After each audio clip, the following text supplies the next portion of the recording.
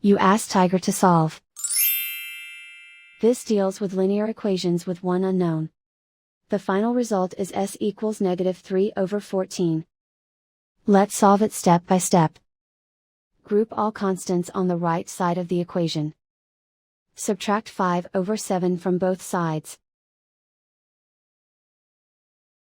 Combine the fractions. Combine the numerators. Reduce the zero numerator. Simplify the arithmetic. Find the lowest common denominator. Multiply the denominators. Multiply the numerators. Combine the fractions.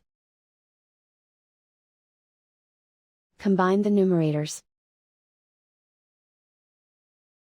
And so the final result is s equals -3/14.